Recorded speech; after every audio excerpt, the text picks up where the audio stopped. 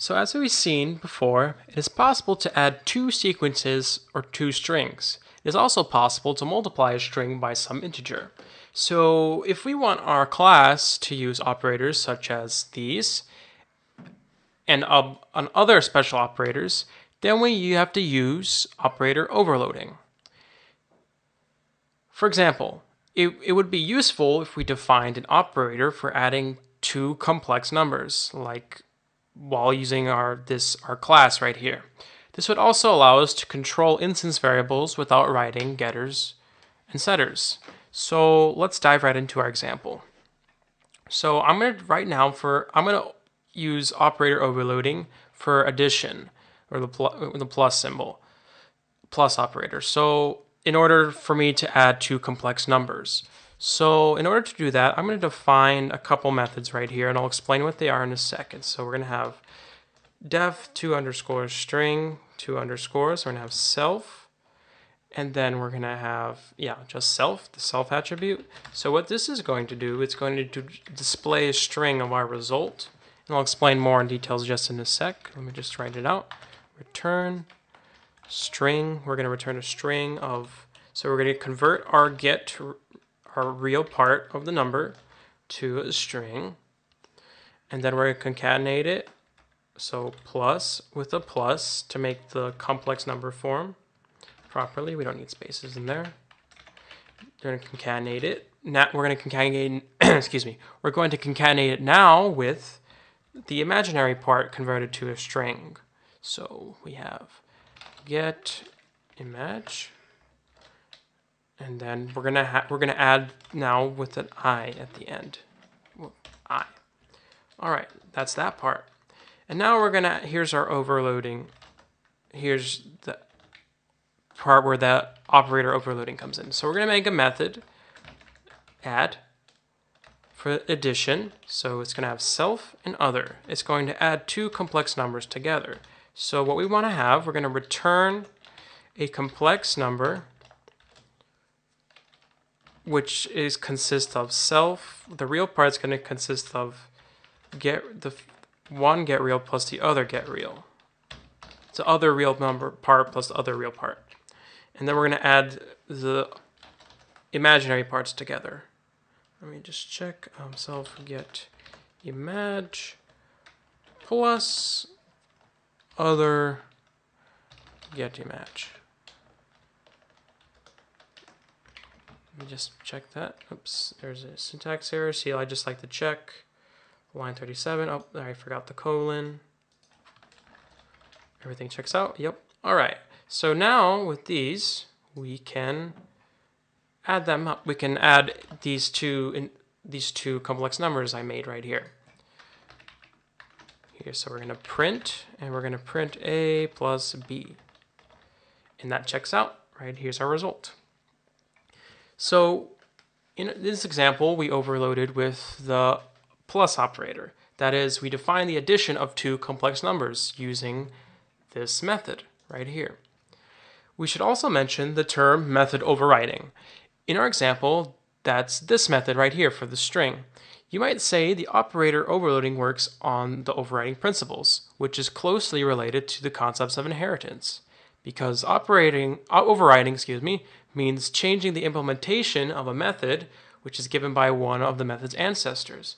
So we basically used the values getReal and getImage to display a string of our result. And through overriding, a class can copy some other class and modify it if required. So this method use these as needed and as required and obtain the string. We'll talk about this a bit more when we get to the inheritance topic. But for now, in our example, we used overriding to print out the complex numbers in the complex number in a specified format without calling getters and setters. As you can see, we just returned a string. Now, let's get back to the main topic. So, other than the addition operator, which is a binary operator, we can also overload a wide variety of both unary and binary operators. And unlike binary operators, unary operators are performed on one operand only. So in our next version of our complex class, we will define some other operators. So let's see what we can do. We're going to make ones for multiplication and division. So we're going to override, here we go, overload, excuse me. For def, we're going to make a method for multiplication. And we're going to have self attributes and self and other as our arguments. So now in these two following methods, we're going to check if this value right here is a normal number or if it's a complex number. So if the type of other is in int or float, meaning if it's a float, or int if it's a floating point number, or integer, we're going to say return. We're going to return a complex number where the real part is multiplied by this number, other, and the imaginary part is also divided by this number, other. Self get imag, there we go, times other. So, but what in the other case, this other case assumes that the number will be complex. So we're going to return a complex number, which consists of, let's see, here we go, self.getReal times other other.getReal, my bad, other.getReal, and then we're going to have minus the self.imag times other.getImag. That's for the real part. And for the imaginary part, we're going to have self.getImag times other.getImag plus self.getReal times other.getReal. Everything checks out with that. So now we can actually do multiplication. So let's do that right now. So we're going to print a new complex number. It's going to be A times B. Whoops. A times B. And there's our answer for that. We can also we don't have to have another complex number. We can also just use a number like 2, and it works. So that's multiplication. And now let's move on to our division overloading operator. So let me just see, escape that. Let's see right here. So this one's a little more complicated, but you'll have, bear with me. So in older versions of Python, overloading with division is done like this with just div. However, I'm running Python 3.5, so I have to use TrueDiv. So be sure to use TrueDiv and not just div when working in Python version 3. All right, so let's get this underway. So self and other. So in this one, we're also checking if it's a regular number, or if this other argument is a regular number or a complex number. So we're going to do type if type of other is an integer or a float. We are going to just do the following. We're going to return a complex number that is the following. So self get real is divided by the typecasted float of other in case it's integer, because when doing division, remember you should use float because there might be a decimal number. It might be a decimal number and not an integer. And the imaginary part is going to be self.getImag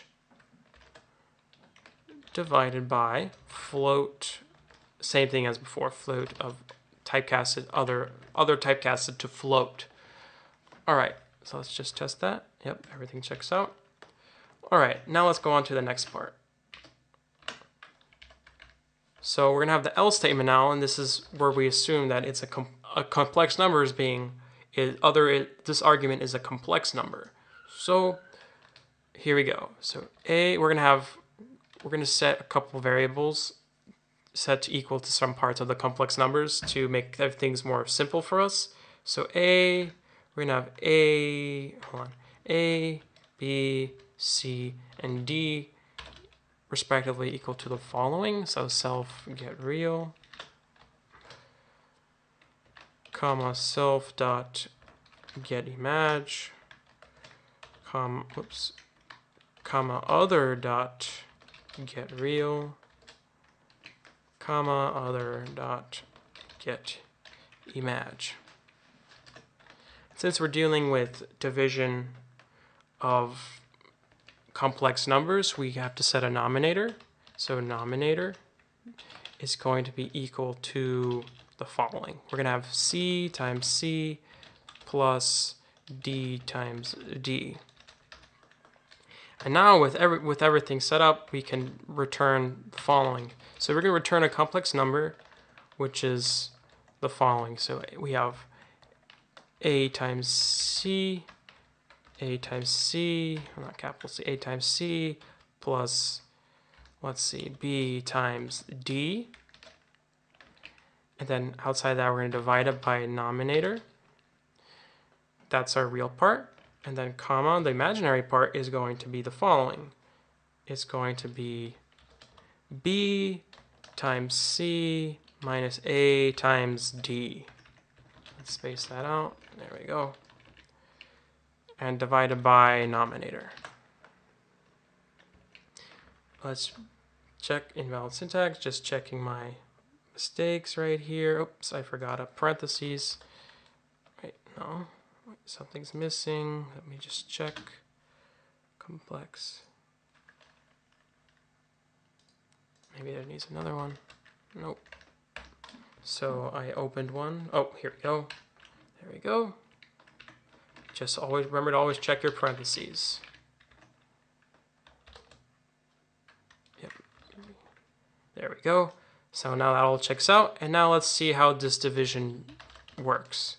So let's do A divided by B now. Oops, spacing is weird. A divided by B. And that worked out. And now let's do, instead of using a complex number, let's do, for example, B divided by 2. And that checks out. So now we've defined two more operators in operator overloading. And so with this, we conclude this tutorial.